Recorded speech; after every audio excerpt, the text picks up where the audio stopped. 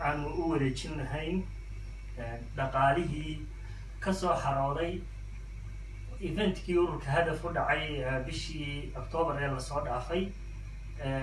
dhaqaalihii halkaa lagu soo ururiyey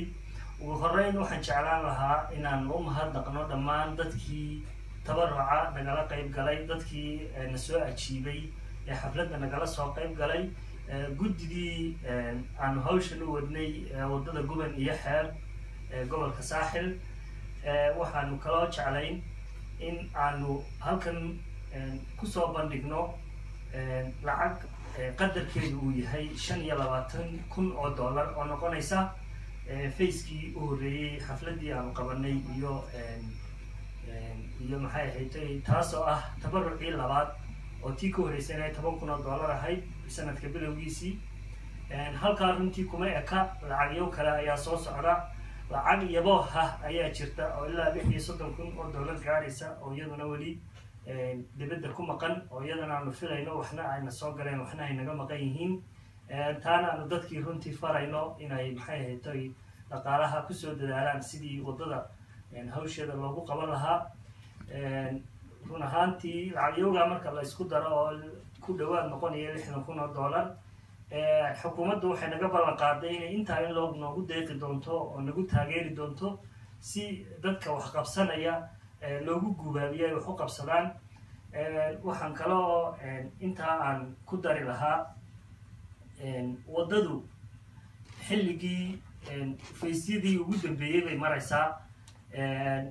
waqti dheerna waa la soo waday marka dadka waxaanu ka codsanaynaa shacabka xukuumadda qurba joogta iyo dadka gudaha iyo dibadda joogaba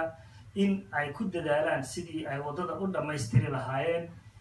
lagama yaabo sanadka dambe ilaa dhammaadkiisa inay dhammaataa laga yaabaa waqti badan uma harin maxay ahayd markaa wadada hawsheedii sidaasay ku socotaa aad iyo aad baan ugu mahadnaqaynaa marka xubnaha iyagii reer hadaf oo dhammaan runtii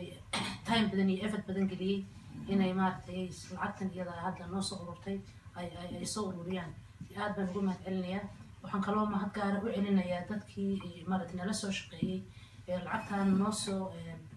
noogu deeqay aad iyo aad cid kastaba ha ahaadana waxaan leeyahay ilaahay subxaana watacaala ha idinka abaalmariyo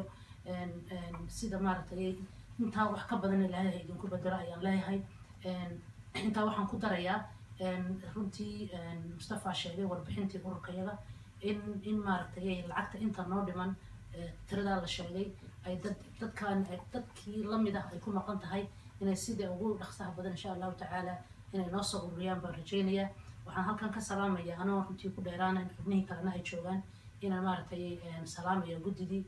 maaragtay hawsha intaa leegyaguna u babacdhigay ee soo waday aad baan ugu mahadcelinayaa maxaan dhahayay dadweynaha reer Somaliland dhammaantoodna waxaan leeyahay ilaahay intii maaragtay message-kayaga maqasha inay contribution-kooda maaragtay ka qaataan wadada yar ee dhammaadkeedu uu hadda gabagabo yahay facekii ugu dambeeyay bismillaahi raxmaani raxiim marka ugu horeysa awal waxaan mahadnaqayaa ilaahay subxaana watacaala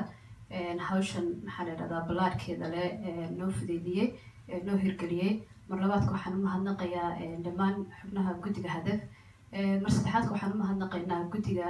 maxaa la yidhahdaa wadada Guban iyo Xeeb gacanta ku haya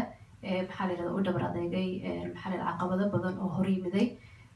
maxay tale waxaan sidoo kale u mahadnaqaynaa guddoomiyaha iyaga oo aan caawa goobjoog ahayn oo duruuf awgeed aan nagala soo qayb galin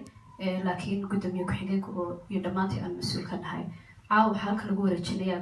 lacag gaaraysa maxaa la yidhahdaa $15,000 oo ah facekii labaad facekii koowaad oo ahaa $10 oo aan wareejinay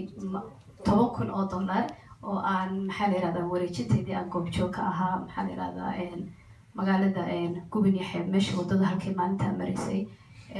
maxaa la yidhahdaa waxaan u wada mahadnaqaynaa dhammaan dadkii lacagtan soo ururiyey maxaa la yidhahdaa bixiyey waxaan aad iyo aad fariin culus u dareynaa in allaale intii ay qaadhaanku ku maqan yahay inay dadaalkooda soo muujiyaan waxaan ognahay oo na soo gaaray in maxaa la yidhahdaa guddiga ay already wadadii imika ay bilaabeen oo xilligii ay xeebtu ay qabowga ahayd ay tahay una baahan yihiin runtii in dhaqaale la gaarsiiyo waxaan sidoo kale aan codsi u dareynaa ganacsatada reer Somaliland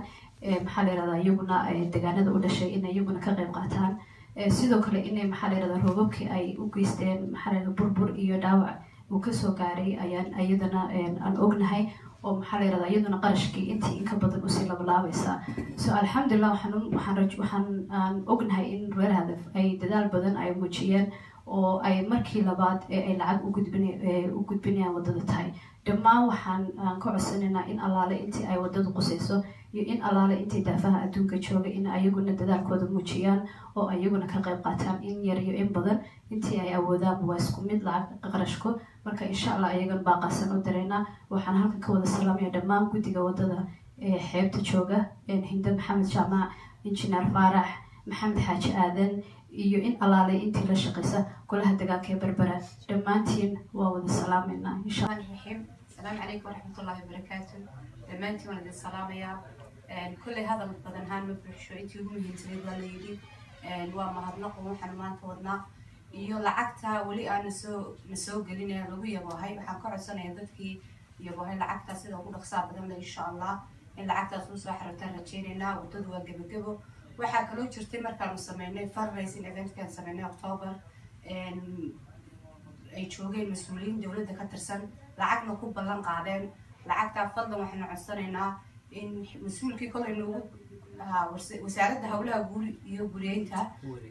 ku wareegtay wadooyinka waxaan codsanaynaa lacagtaas in nalagu ballan qaaday inay insha Allah lasoo shubi doono guddida lagu wareejin doono waxaa kaloo caawa aan suurtagal xubno badan baa halkan naga maqan oo ka mid ah guddida gudoomiye ugu horeysay la sheegay iyo xubno kaloo aad u firfircoon ay u suurtagal wada caawinay halka yimaadaan dhammaantiin waalidiin mahad celinayna intiina ka qayb qaadatay ee nala shaqaysay lacagta nala urursay jazaakallahu khayr ilahayna abaalkeeda ha idin siiyo